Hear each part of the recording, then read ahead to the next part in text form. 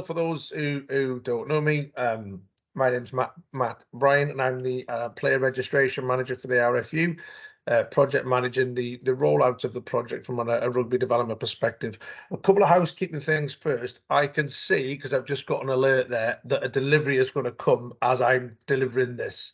So the first thing we'll all find out about that is my dog will let us all know, and I will scoot away from my laptop and I'll be back in less than 30 seconds. So I apologise for that timing, but it's out of my control. Second one on the housekeeping front is happy to take many questions, preferably at the end if we can. So if you can make a note of any questions as you go along, although I have asked a couple of colleagues to keep an eye on the chat, and if there's anything pertinent that we feel needs clarifying at that time, we will stop it and we'll have a little bit of a discussion about it. So I'm just going to take you through some slides now to let you know what adult player registration is going to look like, or what it's planned to look like for the forthcoming season with the universities. Some of you may have been at the StoneX conference in April, so you may have already seen a couple of these slides, so apologies for that, but I guess it's always good to get a little bit of a refresher. So an overview in terms of where we are with adult player registration. We were due to go live and roll out across the whole game July 23 this year. In April, RFU Council voted to delay that full rollout by 12 months until July 24. Again, some of you may be aware, but it's good to get that context. But it's really, really important to stress that the project continues, and the work that we are looking to do with books is very, very much a part of that.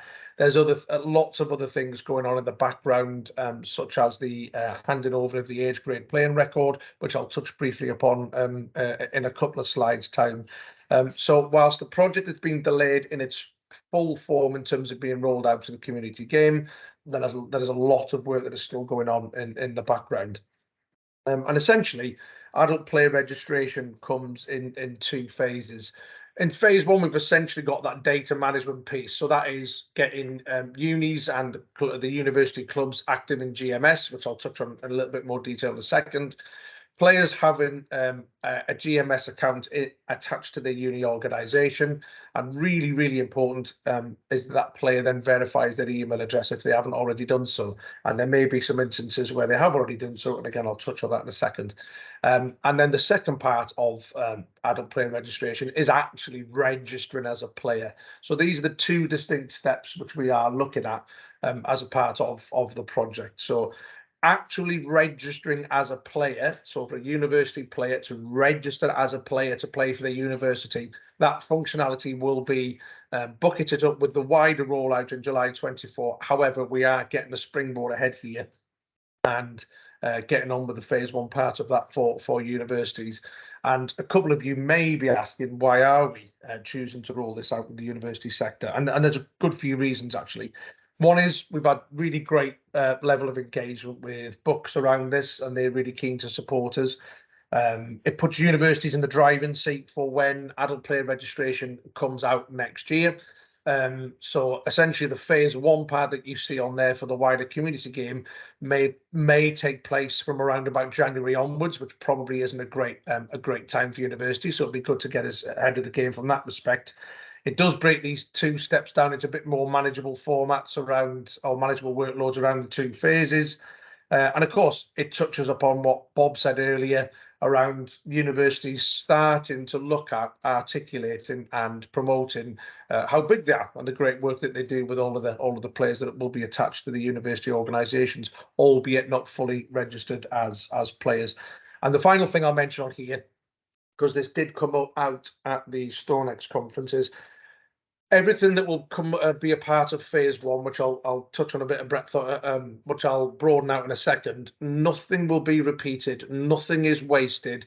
It would always be part of phase one adult player registration, no matter when university started. So you're not going, the universities, the admins, the players, they're not going to need to do phase one this year and then phase one the year after. Once they've done it, that's it. The players and the universities only ever do that phase one once. Of course, as the new starters come in from an academic year, each academic year, they will need to undertake this exercise. But again, I'll mention where that would be potentially mitigated and helpful, or something else which might be going in the background, which would be helpful towards that.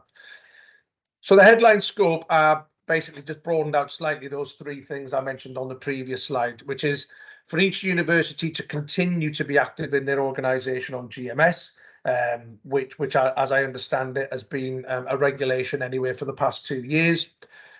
For all rugby, so it is our aspiration for all rugby players in universities to have an active account in GMS attached to the university organisation. So it is our aspiration that that would include Bucks players, NAMS players, intramural players, intercollegiate players, and even touch players. So that is our aspiration, and we're not hiding away from that fact. And then really important to call that out as an additional step is that each player has a validated email account, a valid email address on their GMS account.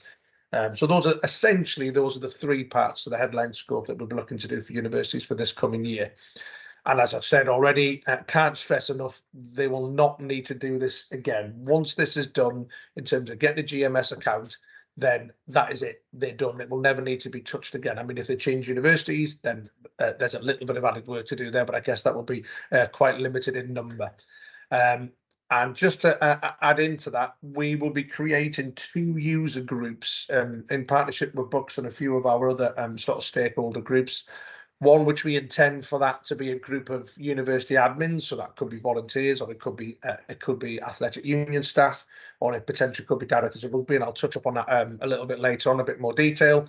And the other one would be for university players, and that's essentially to make sure that we are doing a little bit of consultation with these groups to make sure what we're providing in terms of a support package, the webinars, the guides, stuff which I'll touch up on in a minute or two, and the all important incentives that we will probably need to provide for this, to run it past these guys to make sure that we're on the right lines. So those are the 3 key headlines to the scope, with a little bit of extra narrative there.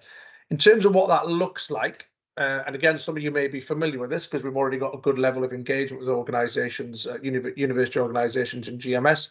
This is essentially what a university admin person would see when they log into GMS. Some of you will be familiar with this. The golden roles there, for example. Once we get at least some of these populated, then we will ensure, or the whole project will then have a surety that you will be able to process the new accounts that you will need to accept as a university that will come your way. In terms of an individual player, then this is essentially what somebody would see on their own dashboard and in their own part of GMS, for example. So they would have signed up for an account, and of course we'll provide all the guides and resources to be showing people how to do that. And again, we'll touch on that in a second. And this is essentially what a player might see. So they can see they've signed up for an account here, a verification email would have been sent, but that player hasn't accepted or clicked on that email to verify it. What that would then look like is from a university admin perspective, and again, this can be whoever you decide as a university to put into these admin roles that can help you with this task and the other tasks that you've been doing for the past couple of years.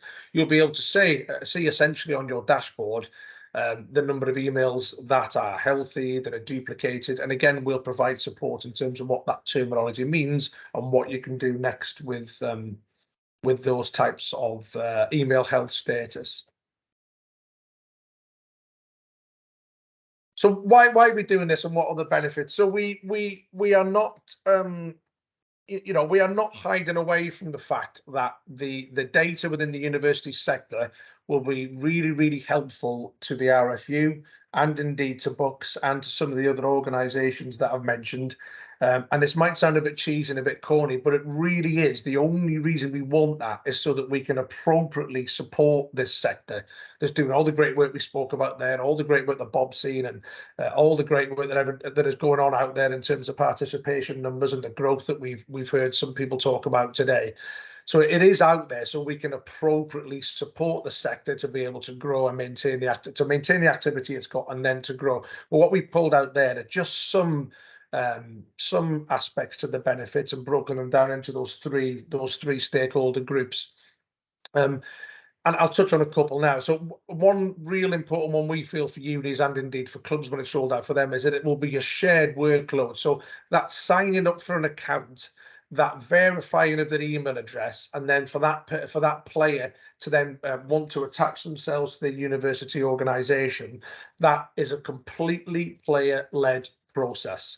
The player does all of that. The university will not need to get involved at all. We'll be providing a suite of support resources to enable them to be able to do that. It's really, really important to stress that is the case, that is a player-led process. Again, it helps us to more accurately track the health of the game.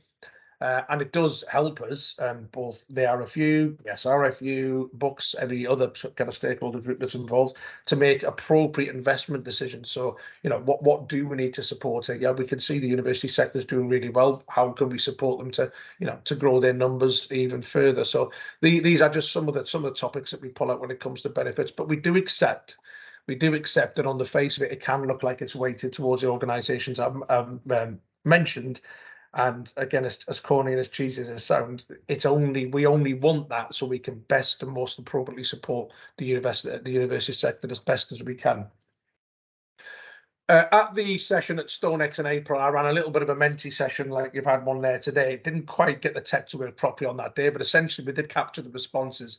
And when we asked the people in the room what they would like to see in terms of training and support for this project rollout, this is essentially what they asked us to provide, and this is what we will provide.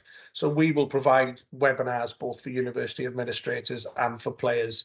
We will provide a suite of benefits and incentives, step-by-step videos, user guides, which we will produce largely from the collateral that we've already got. We will then, also work with the user groups that we're setting up in a few weeks' time to check that it hits the mark that would be most appropriate and suitable for the universities. And just to mention that little bit of feedback we had on there in terms of linking it to Books Play is absolutely a valid point to bring up, but I just want to manage expectations on that. So we are having initial discussions with Books about a potential integration in the future, and that's where we're at with it at the moment. It's not going to happen for this coming season. It may never happen. Want to be upfront about that, but just want to let you know that it is on both of our radars to try and see if something can be done in that space. So the timeline then, the key events that we're looking at over the coming months as we head towards the rollout. So the user groups I discussed earlier. So Katie and her team are going to kindly help us with setting those up, and we've already got those booked in. So if there's anybody in this meeting now that wants to become a part of that, please make a note of those dates and times. I guess drop a message in the chat or reach out to Katie or to me rather to let us know that you want to be involved in those. So that's looking at admins, that's university admins, so that's typically staff, I guess, maybe volunteers, depending on how universities want to assign that. That'll be on the 12th of July at 10 AM, and we'll be doing one for players on the 12th of July at 3 PM. We have a commitment to get everything over to Books by the 28th of July, which I believe then they will then roll out. I think it is 4th of August that they told us. We've already got penciled in a webinar for university admins, which will take place on the 22nd of August. And again, we'll get further details out on that in time.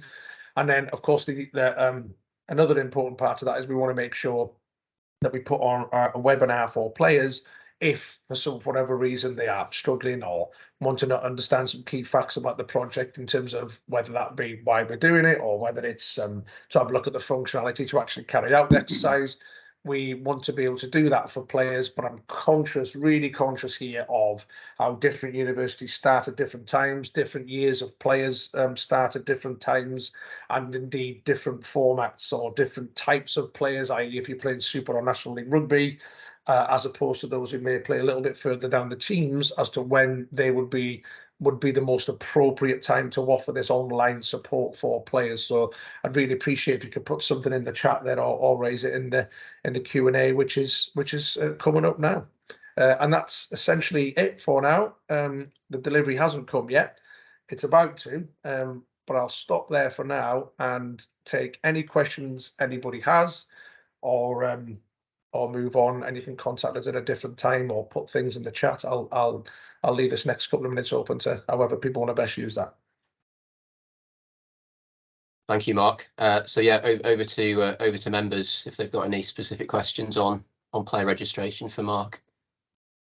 Richard Sorry, Hodges. Paddy, it's Matt. I know there's Mark's on the call as well. Yeah, sorry, Matt. Yeah, that's okay. It was supposed to be Mark. You're right. That's fine. Richard. Matt, I just want to ask, how do you think it'll work with phase 2 in regards to players who are already registered within National League clubs? Is it going to be separate? Also, players playing Bucks Super Rugby level who are registered by professional clubs. How's that tie over going to work in regards to that? And I hope it's been thought about, but has that been thought about? Yeah, it absolutely has been thought about. It's a great question, and at the moment, the current intention is not to change the amount of clubs that players could play for. So I suppose we're in a good space here where more people will know about the student pass than anyone else. So we are not looking to change any of the existing functionality that we've got at the moment for players to be restricted to play in certain teams. So, for example, they're not going to have to create a new account or create an account to then be attached to Hartbury, to then be attached to, you know, Bath RFC or whatever it is. They'll all have one GMS account, but they will register as a player for whatever the clubs that they want to have to be able to play at, or universities. In terms of the number and the flexibility that they will have to be able to do that, that is intended to be broader than what it is now, and certainly will not be narrower, because obviously one of the reasons that we want to achieve at this is to get more rugby played. So the example would be, at the very minimum, they'd be able to play a Buck Super Rugby. They'd then be able to play for at least a national, an NLR, a National League club in the RFU leagues, and then they'd also be able to play for a home club somewhere else, if that's the case, on the student pass. Hope that helps.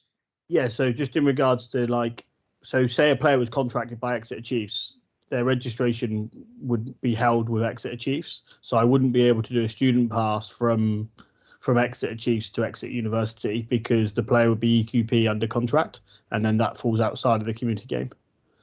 Yeah, so that is it's a real good specific question. That is one part that we do need to flesh out a little bit more on, and we are actually doing that. So we've got a little bit of a working group which is due to meet in the next couple of weeks to have a look at the higher levels of the game, and it's a good point to make, because those guys are going to do it as well. So if that player we're talking about was a real player and not just an example for now, they will be doing exactly what we've just shown you there as well. They'll be doing the same thing, getting a GMS account, register them as a player. So that piece, when it comes to EQP status and those playing professional rugby, there are a few little things that need to be out there in time for next summer.